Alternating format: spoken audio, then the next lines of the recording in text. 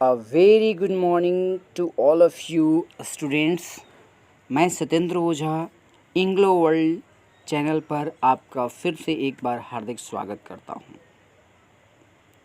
आज फिर से एक बार बहुत ही खूबसूरत पोएम जिसका नाम है ऑड टू ऑटम आपके सामने लेकर के हाजिर हूं। Ode to autumn 12th class की पोएट्री सेक्शन का 4th चैप्टर है, चौथा चैप्टर है, जिसे लिखा गया है जॉन कीट्स के द्वारा। जॉन कीट्स एक रोमांटिक पोएट रहे हैं इंग्लैंड के, और ऑड टू ऑटम ये जो कविता है, इसे पढ़ाने से पहले मैं ऑड टू ऑटम के बारे में आप सबसे कुछ थोड़ी सी बात कर लूँ। Ode to autumn John Keats के द्वारा जितनी भी कविताएं लिखी गई थी, उनमें से सबसे लास्ट जो है कविता वो ऑड टू ऑटम है। ऑड टू ऑटम को जॉन कीट्स ने सितंबर 1819 में लिखा और फाइनली इसे 1820 में जो है वो पब्लिश कर दिया। अब इसी कविता के बारे में जो है हम लोग पढ़ेंगे। ये एक नेचर बेस्ड जो है कविता है। आइए समझते हैं ऑड टू ऑटम का मतलब क्या होता है। ऑटम एक सीजन का नाम है जिसे हम बोलते हैं पतझड़ का सीजन। और ऑड जो है इसका कोई पार्टिकुलर मीनिंग नहीं होता, लेकिन फिर भी अधिकांश टीचर जो हैं इसे गीत या स्रोत के रूप में लेते हैं। यानी आप कह सकते हैं कि पतझड़ का गीत। लेकिन यहाँ ओड का मीनिंग थोड़ा सा मैं अपनी तरफ से जो है आप सबको बता दूं। ओड का मतलब होता है ऐसी कविता जो लिरिकल टाइप की हो। लिरिकल का मतलब होता है जिसे सुरबद्ध किया जा सके, जिसे गीत के रूप में गाया जा सके, ऐसी कविता। यानी आप कह सकते हैं कि ode is a type of lyric stanza. Stanza यहाँ बोलते हैं हर कविताओं में या तो 4 लाइन या 6 लाइन या 8 लाइन ऐसे कर कर के जो है दिया रहता है, और ऊपर वाला जो लाइन है वो नीचे वाला लाइन से अच्छे से मिलाया गया रहता है, जिससे कि गीत के रूप में गाने में आसानी हो सके। तो यही है ode to autumn. Ode to autumn में ऑटम की जो है प्रेज किया गया है, यानी प्रशंसा किया गया है जॉन कीट्स के द्वारा। तो आइए ऑड टू ऑटम का line by line word wise जो है एक्सप्लेनेशन के साथ मैं हाजिर हूँ आप सबके सामने। और हाँ, आप सबसे एक बात ज़रूर कहना चाहेंगे कि YouTube पे ऑड टू ऑटम चैप्टर का इतना खूबसूरत एक्सप्लेनेशन, वो भी हिंदी में वर्ड वाइज, यदि कहे तो कोई गलती नहीं होगा, word wise line by line explanation आपको कतई नहीं मिलेगा। इसलिए इसे लाइन बाय लाइन जो है पढ़े और अंत तक वीडियो देखे। ट्रस्ट में, यकीन मानिए, इसे देखने के बाद आपको फिर किसी और वीडियो को देखने की ज़रूरत नहीं पड़ेगी और ये आपका चैप्टर पूरी तरह से कंप्लीट हो जाएगा। जितने भी ऑब्जेक्टिव टाइप के क्वेश्चंस आते हैं आपके एग्ज़ाम में, वो बहुत ही आसानी से सॉल्व कर पाइएगा आप सब। तो आइए स्टार्ट करते हैं ऑड टू ऑटम। फर्स्ट वाला जो लाइन है उसमें जॉन कीट्स कहते हैं, फर्स्ट वाला लाइन जो है इसमें जॉन कीट्स कहते हैं कि सीजन ऑफ मिस्ट। देखिए यहाँ पे एक वर्ड है मिस्ट। मिस्ट का मतलब होता है धुंध या कुहरा, कुहासा जो होता है वो। और सीजन का मतलब होता है मौसम। यानी जो ऑटम है, यानी जो पतझड़ का सीजन है, जो मौसम है, वो धुंध और कोहरे का मौसम है। आगे कहते हैं एंड मेलो फ्रूटफुलनेस। देखिए मेलो का मतलब होता है पकना, फलों का पकना, पकने को हम बोलते हैं मेलो। और एक रसदार भी होता है, यानी दोनों ही सेंस में इसका यूज़ करते हैं। और फ्रूटफुलनेस का मतलब होता है कि फलों की प्रचुरता, यानी जॉन कीट्स बता रहे हैं कि मेलो फ्रूटफुलनेस यानी पके हुए फलों की प्रचुरता वाला मौसम है। ऑटम कैसा सीजन है? बता रहे हैं कि सीजन ऑफ मिस्ट यानी धुंध और कोहरे का मौसम है, एंड मेलो फ्रूटफुलनेस और पके हुए फलों की प्रचुरता वाला मौसम है। सेकेंड लाइन में करें क्लोज बूजम फ्रेंड। देखिए क्लोज बूजम बहुत ही इंपॉर्टेंट वर्ड है, आप लोग नोट कर लीजिएगा। क्लोज बूजम का मतलब होता है घनिष्ठ मित्र। क्लोज बूजम फ्रेंड का मतलब होता है घनिष्ठ मित्र, जो सबसे नजदीकी दोस्त हो। Of the maturing sun, mature का मतलब यहाँ पे होता है ग्रो करता हुआ, यानी धीरे धीरे आप देखे होंगे कि सूरज जो है क्या होता है, उगता है, तो धीरे धीरे उगने को हम बोलते हैं मैच्योरिंग सन, यानी ग्रो करते हुए सूर्य का जो है घनिष्ठ मित्र है कौन? Autumn season. यहाँ पे बता रहे हैं जॉन कीट्स कि ऑटम सीजन जो है वो सन का एक क्लोज बूजम फ्रेंड है, घनिष्ठ मित्र है। आखिर ऑटम सीजन को इन्होंने घनिष्ठ मित्र ऑटम सीजन को ही क्यों कहा? क्योंकि गर्मी में आप देखे होंगे समर के दिनों में जो सन होता है उसका हीट बहुत ज़्यादा होता है, बहुत ज़्यादा गर्मी होती है, तो हम गर्मी के दिनों को जो है, समर को जो है सन का क्लोज बूजम फ्रेंड नहीं कह सकते। विंटर में आप देखे होंगे कि पूरी तरह से जो है बादलों से ढक जाता है सूर्य, तो विंटर यानी जाड़े के मौसम को भी हम सन का क्लोज बूजम फ्रेंड घनिष्ठ मित्र नहीं कहेंगे। ऑटम सीजन में होता क्या है कि न तो ज़्यादा जो है ठंड पड़ती है और न ही ज़्यादा समर यानी गर्मी होता है, इसलिए ऑटम सीजन को यहाँ पे जॉन कीट्स सन का जो है घनिष्ठ मित्र मान रहे हैं। आइए तीसरी लाइन में हम देखते हैं, तीसरे लाइन में क्या कह रहा है?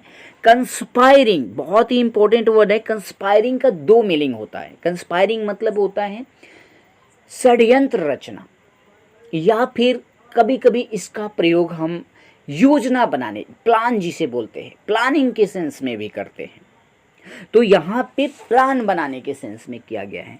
कंस्पायरिंग विद हिम, हिम का प्रयोग सन के लिए किया गया है, यानी जो है सन के साथ, सूर्य के साथ जो है योजना बना रहे हैं कौन?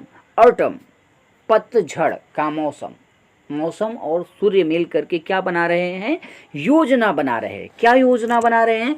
तो आगे कह रहा है कि हाउ टू लोड, लोड का मतलब होता है लादना, जैसे फल का लादना वृक्ष पे, ट्री पे, कि कैसे लाद दे। हाउ टू लोड का मतलब होता है कैसे लाद दे, एंड ब्लेस, और उसको आशीर्वाद दे। किसको आशीर्वाद दे? ट्री को, फलों को, फ्रूट्स को, कि वो और भी ज़्यादा से ज़्यादा जो है वो फैले। आगे कह रहा है विद फ्रूट्स, किसके साथ भाई? विद फ्रूट यानी फलों के साथ। द वाइन्स, जो लताएं होती है, वाइन्स का मतलब होता है लता, लतरी जो होता है। दैट राउंड, राउंड का मतलब होता है चारों ओर घूम करके जाना। द थैच ईव्स, यहाँ पे बहुत ही इंपॉर्टेंट वर्ड हैं जो हम लिखवा रहे हैं, आप लोग नोट्स करते जाइएगा साथ साथ। थैच ईव्स का मतलब होता है जो घर होता है उसका जो कियारी वाला भाग होता है, जिसे हम छज्जा बोलते हैं, उसे हम बोलते हैं थैच ईव्स। थैच ईव्स का मतलब छज्जा, जो घर का जो कियारी वाला हिस्सा होता है। और यहाँ रन का मतलब दौड़ना नहीं, रन का मतलब होता है फैल जाना, फैलाव होना।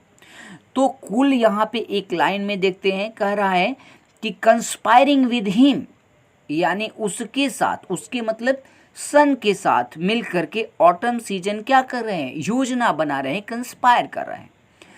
क्या कंस्पायर कर रहे हैं भाई? हाउ टू लोड, की कैसे फलों को लाद दिया जाए, एंड ब्लेस, और आशीर्वाद दिया जाए, विद फ्रूट, की जो फ्रूट है, द वाइन्स, उसकी जो लताएं है, दैट राउंड, जो घूम करके क्या हुई है? चारों तरफ, थैच ईव्ज, छज्जों पर, रन, फैली हुई है। जो फल की लताएं हैं वो जा करके, जो पेड़ों की लताएं हैं वो छज्जों पे चारों तरफ से क्या हुई है, फैली हुई है, और उसमें फल बहुत ज़्यादा जो है लद जाए, इसके लिए ऑटम और सन जो है दोनों मिल करके आशीर्वाद दे रहे हैं और प्लान बना रहे हैं। अब यहाँ पे 5 वाले लाइन में थोड़ा देख लिया जाए क्या कर रहा है। टू बेंड, बेंड का मतलब होता है झुक जाना। विद एपल्स, किसके साथ भाई, एपल्स यानी सेव के साथ। जो पेड़ है वो झुक जाए, कह रहे हैं कि सेव इतने ज़्यादा लद जाए पेड़ पे कि पेड़ क्या हो जाए, झुक जाए।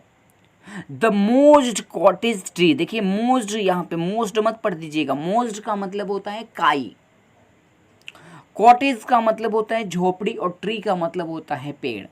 यानी जो कॉटेज यानी झोपड़ी के पास वाला जो ट्री है, जो पेड़ है, उस पे जो काई लगी हुई है उसको आशीर्वाद ये दे रहा है सन और ऑटम मिल करके, और उस पर चाह रहा है कि भाई लोड हो जाए, जितने भी फल है वो क्या हो जाए, वो लद जाए, और लद करके फल जो है वो सेब जो है वो क्या हो जाए, वो झुक जाए।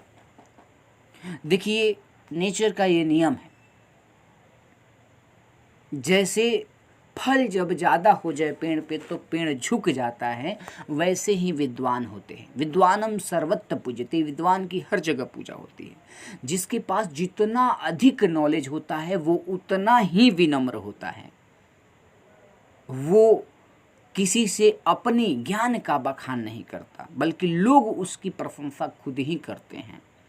तो यहाँ पे यही कर रहा है कि भाई ऑटम और सन मिल करके ये प्लान बना रहे हैं कि एप्पल इतना ज़्यादा, फ्रूट इतना ज़्यादा जो है लद जाए कि वो झुक जाए, और चारों तरफ जो छज्जे पे गई हुई है उनकी वाइन्स जो लताए गई है उन सभी में जो है दिखाई दे, जो झोपड़ी के सामने वाला ट्री है उस पे। अब आगे देखते कर रहा है कि एंड फील, फील का मतलब होता है कि भरना, भर दिया जाए। ऑल फ्रूट, जितने भी फल हैं, ऑल का मतलब सभी, फ्रूट का मतलब फल, सभी फलों को भर दिया जाए विद राइपनेस। देखिए राइपनेस का 2 मीनिंग है, एक होता है रसदार, रस से भर जाना, एक होता है पका हुआ होना। यानी टू द कोर कह रहा है कि फिल ऑल फ्रूट, सबको भर दिया जाए विद राइपनेस, रसों से भर दिया जाए, यानी पका दिया जाए। टू द कोर, कहाँ तक, उसके अंदरूनी भाग तक, फल का जो अंदरूनी हिस्सा होता है अंदर तक, कोर का मतलब होता है अंदर तक, अंदर तक जा करके पका दिया जाए। ये कौन कह रहा है भाई, तो सन और ऑटम मिल करके आपस में प्लान बना रहे हैं। देखिए यहाँ पे समझिए जरा, कोई भी ट्री का विकास हो, कोई भी पेड़ पौधे का विकास हो, या किसी भी जो है कोई भी जो फल है वो ग्रो करे, पेड़ पौधे जो है ग्रो करे, इसके लिए मोस्ट चीज़ों की जो ज़रूरी होती है वो यही होती है कि भाई हवा मिले उस फ्रूट को, उस ट्री को, और वाटर मिले, पानी मिले, और हीट मिले, उष्मा मिले। तो हीट कहाँ से मिलता है, सन से, और वेदर जो हमारा मौसम है उससे हमें हवा और पानी उपलब्ध हो जाता है, जो पेड़ के विकास में सहायक होता है, जो फलों के विकास में सहायक होता है। तो दोनों बोल रहे हैं कि आपस में मिल करके हम क्या करें, फलों को लाद दे और ज़्यादा से ज़्यादा जो है प्रचुर मात्रा में उपलब्ध कराए, उसके फलों के अंदर कोर तक जो है जा कर के पका दे, रसदार बना दे। आगे जो है कह रहे हैं टू स्वेल, स्वेल का मतलब यहाँ इंक्रीज होता है, इंक्रीज का साइन हो, स्वेल का मतलब बढ़ना। द गॉड, गॉड का मतलब यहाँ पे होता है कद्दू, यानी कद्दू भी इसी मौसम में होता है। तो कद्दू जो है यहाँ पे कद्दू भी बढ़े, और कद्दू भी जो है इतना ज़्यादा हो जाए, चारों तरफ से फैल जाए। एंड प्लम्प, प्लम्प का मतलब होता है गुद्देदार। द हेजल सेल्स, देखिए हेजल जो है, हेजल कहते हैं एक पहाड़ी बादाम होता है, आप अखरोट बोल सकते हैं। पहाड़ी बादाम का सेल्स का मतलब होता है उसका ऊपरी वाला हिस्सा, यानी जिसे हम छिलका बोलते हैं, वो थोड़ा मोटे चदरा का होता है।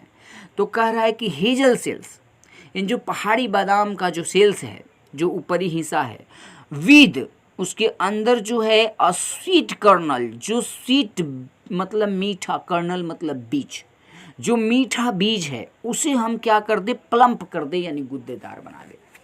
ऑटम और सन मिल करके क्या प्लान बना रहे हैं भाई, कि जो पहाड़ी बादाम है उसके ऊपरी जो हिस्सा होता है छिलके, उसके अंदर में जो स्वीट बीज होता है, स्वीट कर्नल होता है, जो बीज होता है उसे हम प्लम्प कर दे, गुद्देदार बना दे। आगे कह रहा है कि टू सेट बर्डिंग मोर, देखिए सेट का यहाँ पे मतलब होता है खिलना, बर्ड का मतलब होता है कलिया और मोर का मतलब होता है अधिक, यानी टू सेट बर्डिंग मोर यानी अधिक से अधिक जो है क्या हो, कलिया खिले। कह रहा है एंड स्टिल मोर, और भी अधिक खिले। लेटर और बाद वाला जो है फ्लावर्स, जो उसमें बाद में जो फूल हो, कलिया खिलने के बाद जो फूल हो, फॉर द बीज, वह किसके लिए हो, बीज का मतलब यहाँ पे होता है, ये बीज जो है, बीज का मतलब होता है मधुमक्खी, वो मधुमक्खियों के लिए उगे, ठीक है। जो फ्लावर्स है, जो फूल उससे उगे, उस पे मधुमक्खियाँ जो है चारों तरफ से भनभनाए, मधुमक्खियों के लिए हो, उस पे छत्ता लगा सके।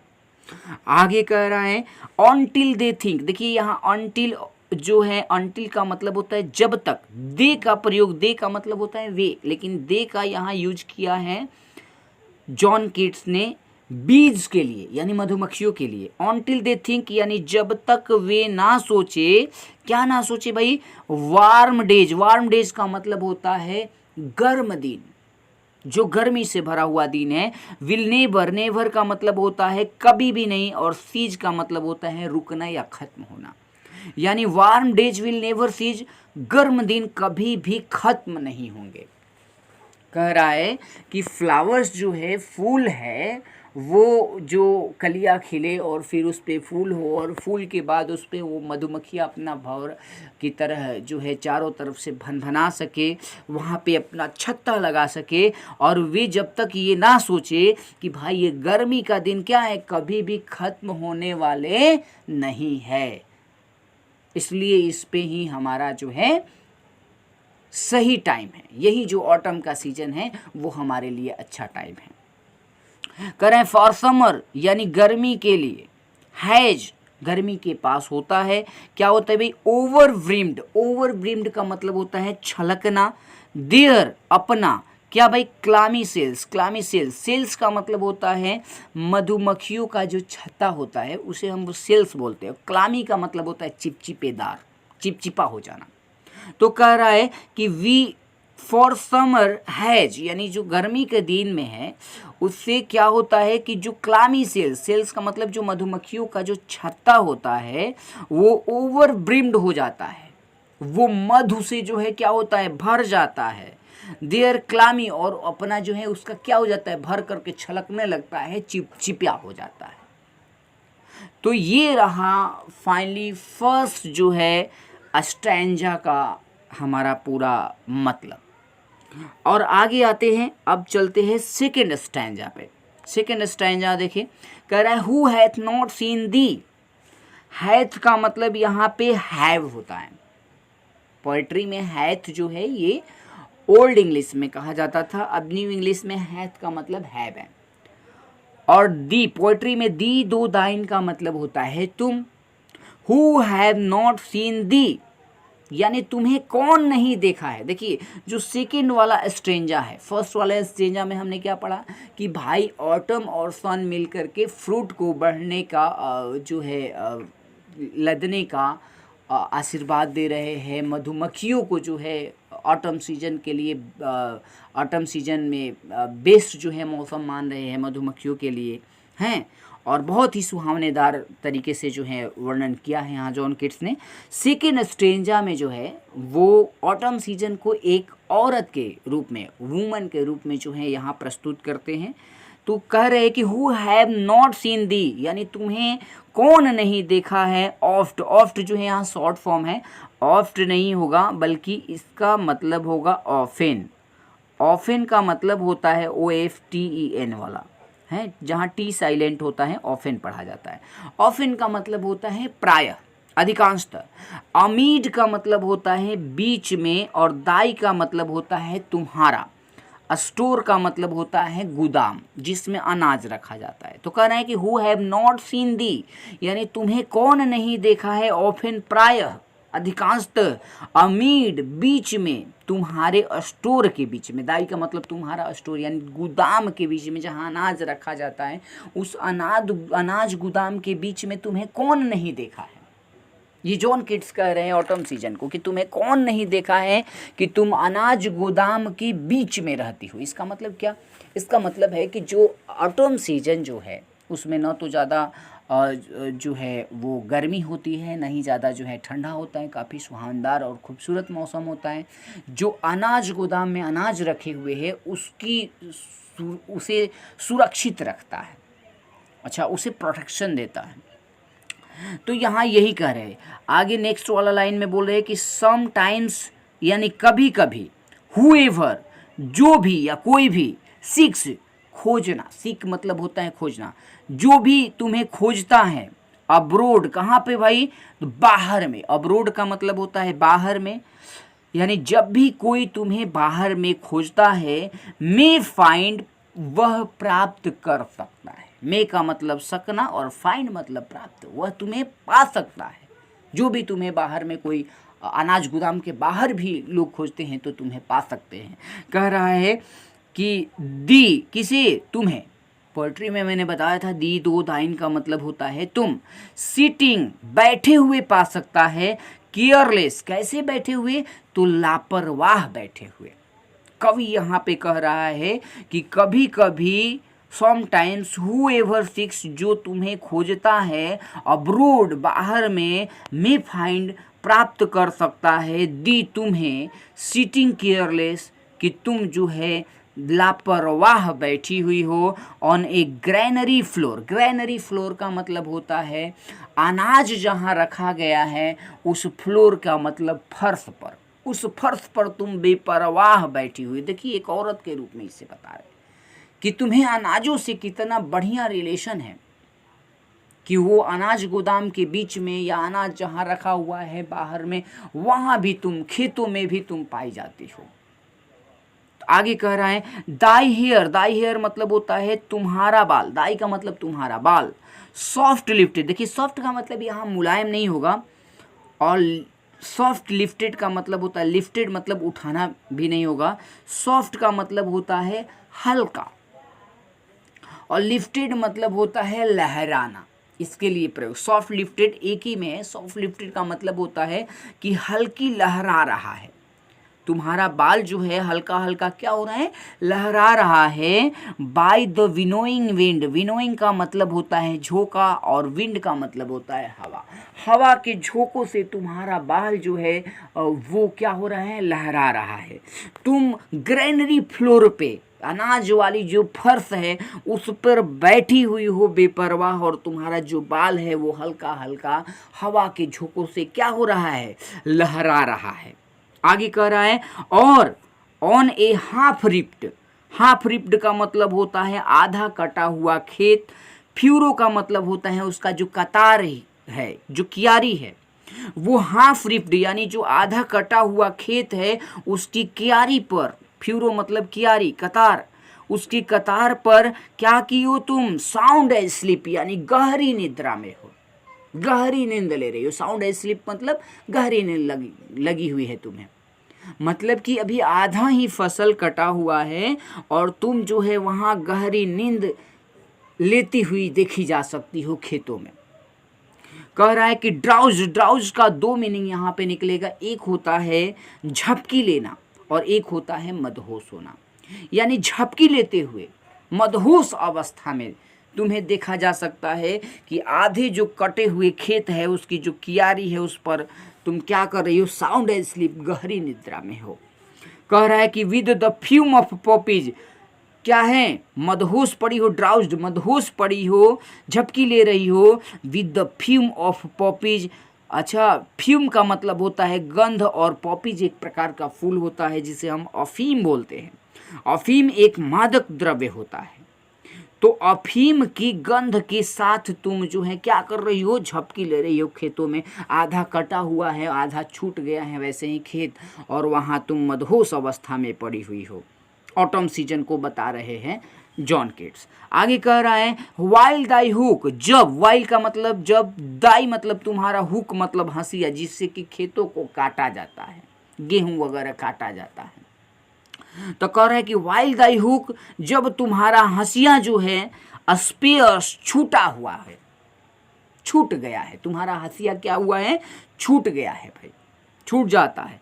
क्यों भाई, next sweat, the next sweat का मतलब होता है कि अगली पंक्ति में, मतलब आधा ही खेत कटा हुआ है, पूरा नहीं, और आगे से काटना है, लेकिन वहाँ पर क्या हुआ है, तुम मदहोश अवस्था में अफीम की गंध ले करके जो है पड़ी हुई हो, झपकी ले रही हो, और तुम्हारा हंसुआ जो है वो छूट गया है खेतों में, हाथ से जो है अलग गिर गया है छूट करके।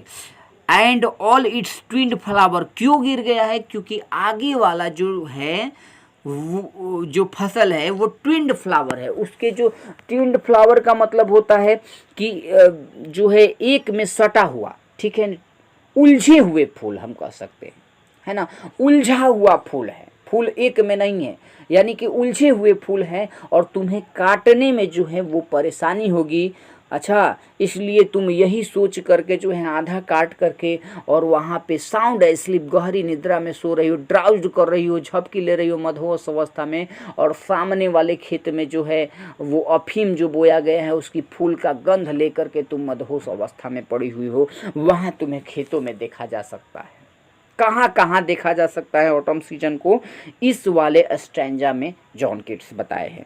आगे कह रहा है एंड सम टाइम्स, और कभी कभी, लाइक अ ग्लीनर, बहुत इंपॉर्टेंट वर्ड है, तुम्हें एक ग्लीनर के रूप में देखा जा सकता है। ग्लीनर का मतलब होता है अनाज को चून करके इकट्ठा करने वाला, अनाज को चून करके फसलों जो काट दिया गया है उस फसल को एक साथ समेटना, उस समेटने वाले, उस इकट्ठा करने वाले के रूप में देखा जा सकता है।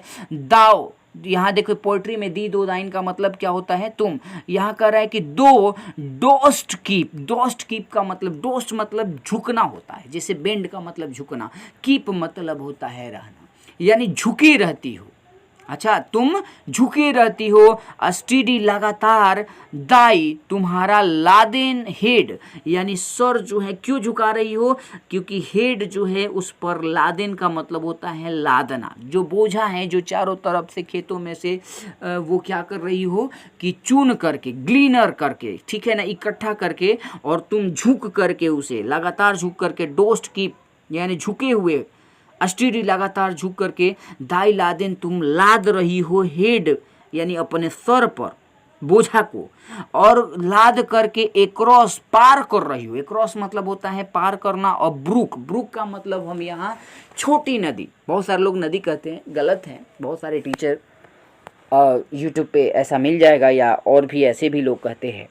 ब्रुक का मतलब कोई नदी नहीं होता, ब्रुक का मतलब होता है जो खेतों में जो गड्ढे हो जाते हैं और उसमें पानी भर जाती है, छोटे छोटे जो गड्ढे होते हैं और उसमें पानी भर जाती है, तो उसको एक छोटी नदी की उपमा दी गई है कि छोटी नदी आप कह सकते हो। उस गड्ढे को जो है जिसमें पानी भरा हुआ है, एक क्रॉस यानी पार कर रही हो। यहाँ ऑटम सीजन कहते हैं कि ऑटम सीजन को कहते हैं जॉन केट्स कि तुम क्या कर रही हो, अपने सर पर बोझा को लाद करके और लगातार जो है पार करके और जाकर इकट्ठा जो है रख रही हो, अनाज को सरिया रही हो, इकट्ठा जो है एक साथ रख रही हो। क्या पार करके भाई, ब्रूक यानी छोटे छोटे जो खेतों में गड्ढे हैं, पानी भर गया है, उसको पार करके। आगे कह रहा है कि और by a cider press, cider press का मतलब होता है कि जो जूस बनाने वाली मशीन है, जो सेब से सिरका बनाने वाली मशीन है, उसे हम साइडर प्रेस कहते हैं। विद पेशेंस लुक, पेशेंस का मतलब होता है धैर्य, धैर्य के साथ लुक उसे देख रही हो। और क्या क्या कर रही हो भाई, तुम बोझा भी उठा रही हो, तुम फसल भी काट रही हो, तुम मदहोश अवस्था में पड़ी भी हुई हो, और तुम्हें देखा गया कि भाई ग्रेनरी फ्लोर पे तुम पड़ी हुई हो। और क्या कह रहा है कि भाई तुम गोदाम जो अनाज गोदाम है उसके एमिड यानी बीच में भी हो। और ये कह रहा है कि एक साइडर प्रेस यानी जो सिरका बनाने वाली जो सेव से सिरका बनाने वाली जो मशीन है जिसे साइडर प्रेस कहा जाता है, वहाँ पे तुम विद पेशेंस लुक यानी धैर्य के साथ उसको देख रही हो। ये भी ऐसे भी तुम्हें देखा जा सकता है। कह रहा है कि दो वाचेस्ट तुम्हें जो है देखा जा सकता है द लास्ट ओजिंग यानी अंत में जो अंत तक जो ओज मतलब होता है टपकना, जो जूस जब पेरा जाता है तो उसकी बूंदें जो टपकती है नीचे, उसमें लास्ट ओजिंग का मतलब अंत तक जो है बूंद जो टपक रही है उसे तुम धैर्य से पेशेंस लुक कर रही हो यानी धैर्य से तुम देख रही हो। आवर्स बाई आवर्स घंटों तक देख रही हो। कह रहा है कि बाई अ साइडर प्रेस तुम सेव से सिरका बनाने वाली मशीन को विद पेशेंस लुक धैर्य के साथ देख रही हो। दो वाचेस्ट अच्छा देख रही हो, अच्छा ध्यान से देख रही हो द लास्ट ओजिंग यानी अंत तक टपकते हुए जो है बूंद को आवर्स बाई आवर्स यानी घंटों तक। अब आते हैं थर्ड वाली स्टेंजा। थर्ड वाली ये लास्ट स्टेंजा है और इसमें जॉन किट्स कह रहे हैं कि where are the songs of spring. यहाँ पे थोड़ा सा बहुत ज़्यादा प्रेज करते हैं, ऑटम सीजन की खूबसूरती विशेषता को बता रहे हैं। करे वेयर आर द सॉन्ग्स, गीत कहाँ है, ऑफ स्प्रिंग जो स्प्रिंग में वसंत ऋतु में बजता है, वो गीत कहाँ है। ए का मतलब होता है हे, वेयर आर दे वे कहाँ है, वे का मतलब क्या है, गीत कहाँ है जो स्प्रिंग सीजन में बजता है और सब लोग उसकी जो है बड़ाई करते हैं, वो अब गीत कहाँ है, ऑटम सीजन में क्यों नहीं बज रहा। कह रहा है कि थिंक नॉट ऑफ देम, उसके बारे में तुम मत सोचो। दो हैस्ट का मतलब यहाँ हैव होगा, दाई का मतलब तुम होगा, म्यूजिक का मतलब संगीत और टू मतलब भी। कह रहा है कि दो हैव दाई म्यूजिक टू, क्योंकि तुम्हारा अपना भी संगीत है, इसलिए तुम स्प्रिंग के यानी वसंत ऋतु के संगीत के बारे में मत सोचो। तुम स्प्रिंग से कहीं ज़्यादा खूबसूरत हो, स्प्रिंग से कहीं ज़्यादा जो है तुम्हारे अंदर विशेषताएं भरी पड़ी है।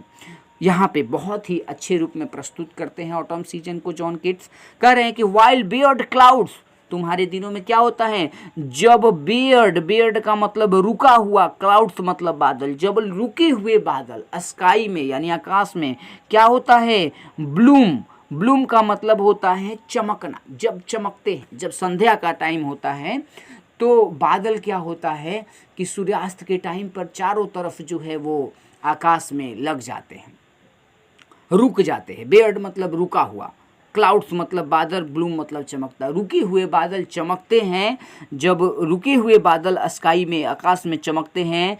द सॉफ्ट डाइनिंग डे, कब, सॉफ्ट डाइनिंग डे का मतलब होता है मध्यस्थ होते हुए सूरज, यानी कि आप कह सकते हैं सूर्यास्त के टाइम पर। तो सूर्यास्त के टाइम पर जो है वो जो आकाश में जब रुके हुए बादल चमकते हैं तो ऐसा लगता है क्या खूबसूरत नज़ारा होता है। एंड टच का मतलब होता है टच करना, ठीक है, छूना। द स्टबल प्लेन्स का मतलब जब खेतों में वो चमक जो पड़ती है, जो रुके हुए बादल हैं आकाश में सूर्यास्त के टाइम पे, वो जब खेतों में जो है स्टबल प्लेन्स का मतलब होता है खूंटीदार खेत। अच्छा, उसमें जब पड़ती है विद रोजी ह्यू, गुलाबी लालिमा के साथ, गुलाबी कलर का जो है मौसम हो जाता है, यानी इतना सुंदर जो है नज़ारा कि क्या देखने वाली नज़ारा होती है वहाँ पे, क्या सुंदर सुहावना मौसम होता है। What a pleasant weather. कह रहा है कि देन इन अ वेफुल क्वायर, और तुम्हारे दिनों में क्या होता है, वेफुल क्वायर का मतलब होता है कीर्तन मंडली। कौन से, द स्मॉल नाइट्स का मतलब जो छोटे छोटे काटने वाले कीड़े मकोड़े होते हैं उसका जो है कीर्तन मंडली।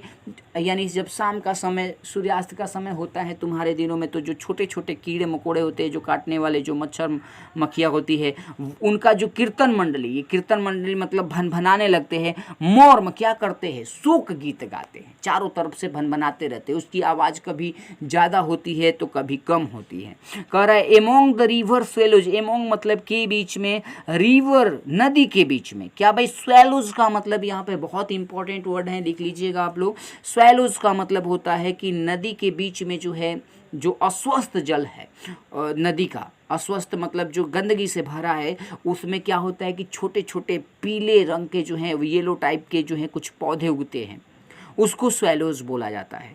तो नदी के बीच में जो पीले रंग के जो छोटे छोटे पौधे हैं, उस पे क्या हो रहा है, बॉर्न एलोप्ट।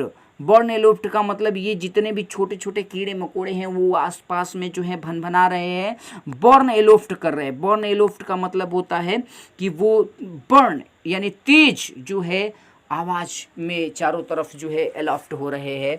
अच्छा, चारों तरफ जो है भनभना रहे हैं, थोड़ा ऊंची आवाज़ हो रही है।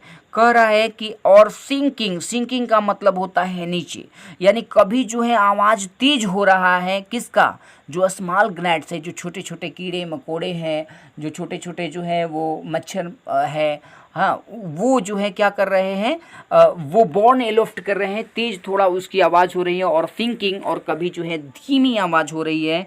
As the light wind, light wind का मतलब होता है हल्की हवा बह रही है ना, लाइट विंड के साथ।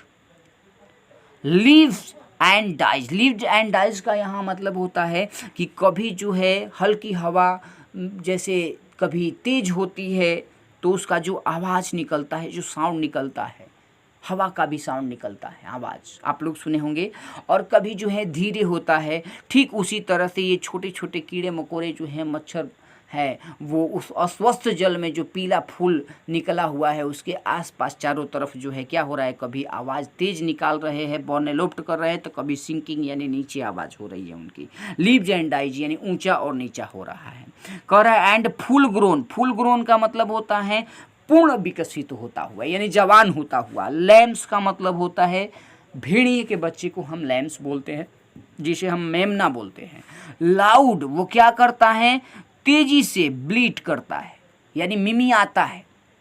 जो भेड़िया का बच्चा है, जो जवान होता हुआ बच्चा है, वो क्या कर रहा है, तेजी से ब्लीट कर रहा है, यानी मिमिया रहा है।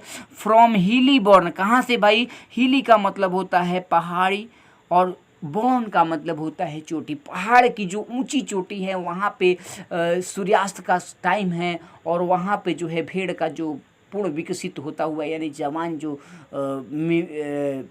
लैम्स है, मेमना है, वो मेमिया रहा है और तेज़ी से आवाज़ निकाल रहा है। क्या खूबसूरत मौसम है, सामने पहाड़ है और स्वस्थ नीचे जल है, उसमें छोटे छोटे पेड़ जो है उगे हुए हैं, वहाँ पे कीर्तन मंडली हो रही है, छोटे छोटे जो है इंसेक्ट है यानी कीड़े मकोड़े की, वो भनभना रहे हैं।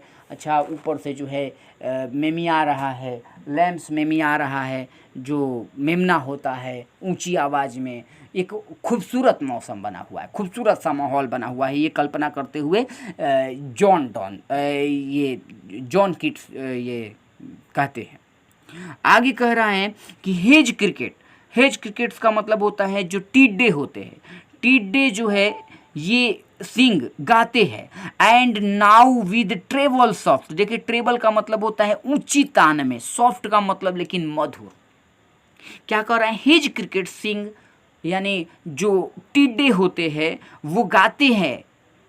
And how with treble soft, और कितना प्यारा वो गीत होता है, मधुर होता है। सॉफ्ट का मतलब होता है मधुर होता है, ट्रेबल बट ऊंची तान है, ऊंची तान में गाते हैं पर वो मधुर आवाज़ निकलती है, सुनने में भी जो है आनंद से हृदय भर जाता है। अतः ऐ ऑटम सीजन, तुम्हारी क्या क्या मैं विशेषता बताऊं। खुल करके जो है सभी जीव जंतु जो हैं जीते हैं, फसलों के लिए, पेड़ पौधों के लिए, तुम इंसान के लिए भी बहुत ही खूबसूरत हो, न तो ज़्यादा ठंडा न ही ज़्यादा बरसात, आसानी से लोग अपना काम करते हैं। आगे कह रहा है कि द रेड ब्रेस्ट, देखिए यहाँ रेड ब्रेस्ट जो है एक पक्षी का नाम है, इंग्लैंड के चूँकि ये रहने वाले हैं जॉन किट्स, इनका जो है मूनफील्ड, लंदन के मूनफील्ड में जन्म हुआ था। तो वहाँ रेड ब्रेस्ट का मतलब होता है रॉबिन्स नाम की चिड़िया, रॉबिन्स नाम की चिड़िया। विसल्स क्या करती है, सीटी बजाती है। विसल्स का मतलब चिड़िया क्या करती है, चहचहाती है, सीटी बजाना या चहचहाना, है ना। तो जो रेड ब्रेस्ट है, जो रॉबिन्स नामक चिड़िया है, वो विसल्स करती है, चहचहाती है from a garden croft. Garden croft का मतलब होता है कि बगीचे के, गार्डन मतलब बगीचा, क्रॉफ्ट मतलब उसके बेड़े पे, बेड़े का मतलब होता है उनके पेड़ जो लगे हुए हैं उन पे बैठ करके रॉबिन्स नामक चिड़िया क्या कर रही, चहचहा रही है। एंड गैदरिंग स्वेलोज, देखिए गैदरिंग का मतलब होता है झुंड, और स्वेलोज भी एक चिड़िया का नाम है। जैसे रेड ब्रेस्ट जो है रॉबिन्स नामक चिड़िया का नाम है, वैसे स्वेलोज जो है, स्वेलोज, देखिए स्वेलोज भी यहाँ पे जो है एक चिड़िया का नाम है। स्वैलोज जो होता है वो एक अबाबिल चिड़िया को बोलते हैं, अबाबिल नाम है उसे हिंदी में, यानी अबाबिल चिड़िया का जो झुंड है वो ट्विटर कर रहा है। ट्विटर का मतलब होता है ची ची कर रहा है इन द स्काई। ये स्काई ये वाला नहीं है, SKY वाला है। पुरानी भाषा में SKIES लिखा जाता था, स्काई मतलब आकाश में। कह रहा है कि एंड गैदरिंग स्वैलोज यानी अबाबिल चिड़िया का जो झुंड है, अबाबिल पक्षी का जो झुंड है वो ट्विटर ची कर रहा है, कहाँ पे भाई, तो इन द स्काई, आकाश में। अतः ये जो है चिड़िया के लिए भी जो है, पशु पक्षियों के लिए, प्लस में कीट पतंगों के लिए, फल फूलों के लिए, पेड़ पौधों के लिए, यहाँ तक कि इंसान के लिए भी तुम काफ़ी खूबसूरत हो हे ए ऑटम सीजन। तो ऑटम सीजन की इतनी सारी विशेषताएं यहाँ पे जॉन किट्स ने जो है बताई है, और इसमें आसानी से जो है इंसान भी अपना काम कर लेता है, क्योंकि ना तो ज़्यादा ठंड होती है, ना ज़्यादा बरसात, और ना ही ज़्यादा जो है वो गर्मी होती है। तो सबके लिए काफ़ी सुहावनदार मौसम होता है, काफ़ी खूबसूरत मौसम होता है, देखने वाला नज़ारा होता है। अब ये सारी पढ़ने के बाद जो है, देखिए चूँकि लंबा हो गया है वीडियो, इसे आप जो है आगे पीछे करके देख सकते हैं, क्योंकि दोहराएंगे तो बहुत ज़्यादा लंबा हो जाएगा, और 41-42 मिनट का वीडियो बन चुका है। बहुत बहुत धन्यवाद आप सभी स्टूडेंट को, और लास्ट तक वीडियो में बने रहने के लिए। और मैं कहूँगा यदि आपको अच्छा ये वीडियो लगे तो सब्सक्राइब, लाइक और शेयर करना ना भूलें, और कमेंट बॉक्स में लिख करके ज़रूर बताएं मुझे कि आपको ये वीडियो कैसी लगी। इससे मेरा उत्साह बढ़ेगा, और भी ज़्यादा से ज़्यादा हम आप सबके के लिए जो है वीडियो बनाएंगे, और बहुत ही बढ़िया से आप लोगों की पढ़ाई line by line, word wise explanation के साथ ऐसे ही होती रहेगी। बहुत बहुत धन्यवाद।